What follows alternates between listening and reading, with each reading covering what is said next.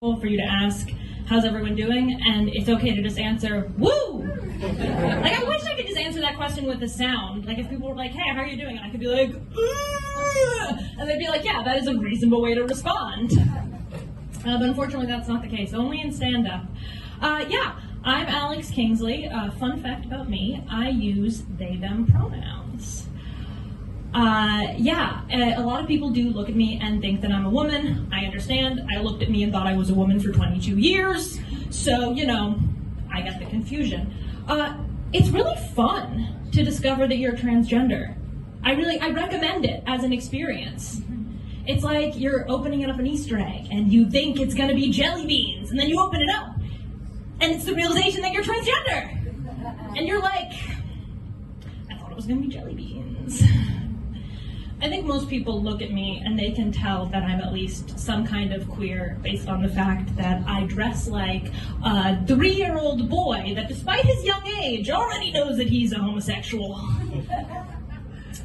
Me using they, them pronouns, it makes a lot of people angry online sometimes. People are very sensitive these days about this kind of thing. I get messages from strangers on the internet, and they say, are you gonna cry if I use the wrong pronouns?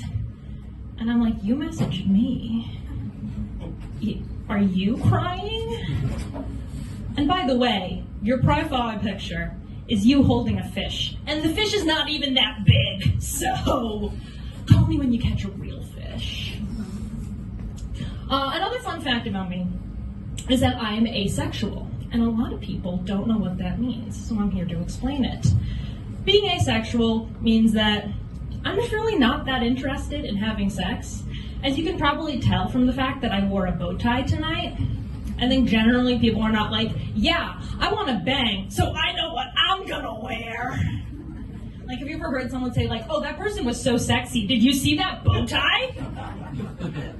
It doesn't happen, no one's ever said it. The way I describe being asexual to people who don't know it is I think of sex like when your friend asks you to go see them in an amateur theater production of a musical. Like, if it means that much to you, I'll do it. It's not my ideal way to spend an evening. Who knows, maybe you'll be really talented and I'll actually enjoy myself. But probably it'll go on way too long. And I'll leave feeling tired and a little gross. But sometimes being asexual in a world that is very sexual gets me into a bit of trouble because I don't always understand when someone is being sexual. And one example of this was, you ever get those random messages from strangers on social media? Like, that girl from high school trying to get you into her pyramid scheme? Like that? So I got a message on Facebook once that I assumed was like a bot or a scam or something. But the message said, you're a comedian. Do you get your jokes when you look in the mirror? And I was like, oh, I've never had a bot try to roast me before. Like, okay, this is interesting. I'm going to engage.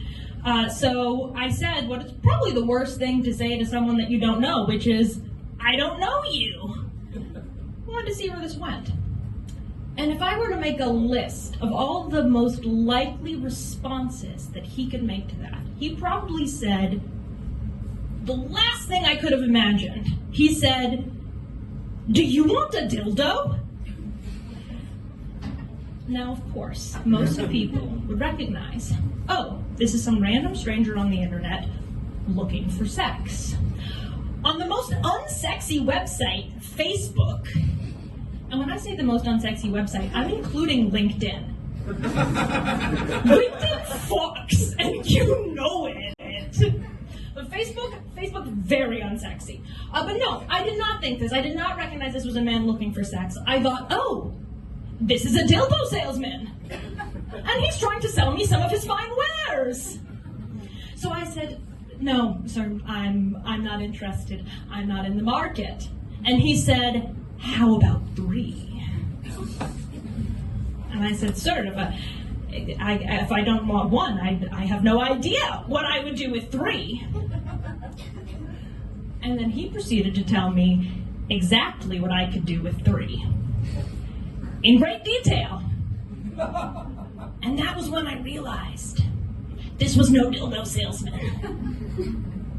So I was like, oh, this guy's willing to spend money on me. You know, I don't want a dildo, but what else could he buy me? So I spent a little time trying to get money out of him. Eventually I felt bad about it, so I messaged him and I was like, look, I don't know, maybe this was going to be a sugar daddy situation, but it looks like no, so I'm going to go. And he said, sugar daddy?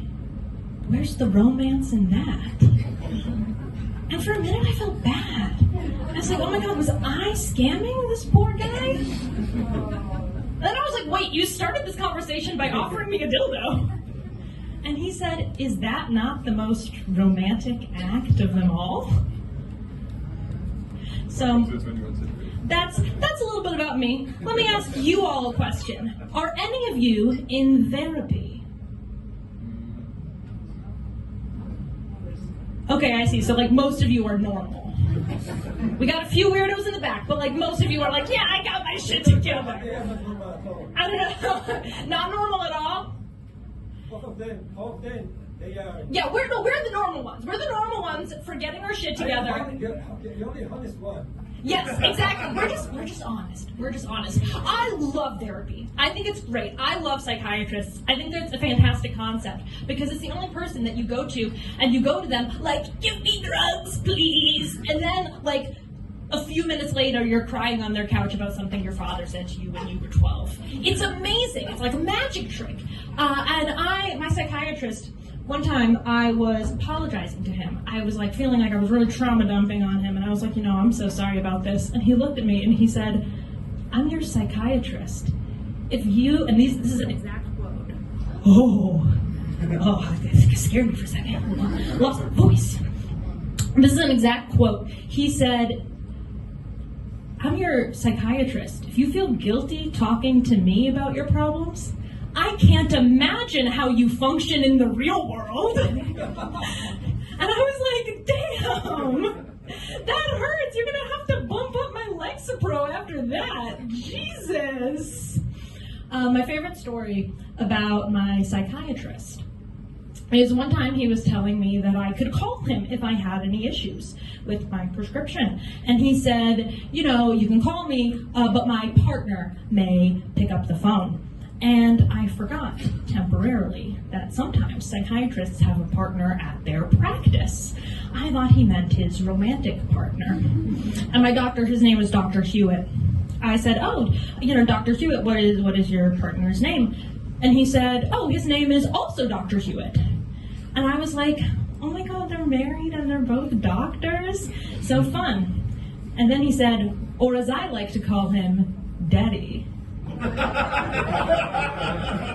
And I was like, whoa! And I'm the one in therapy? Damn! And he was like, I run a business with my father. But you thought this was some kind of psychosexual thing? And I was like, well, I don't know, maybe a little bit. And he was like, all right, we're bumping up your dosage. You got problems. Okay, that is it for me.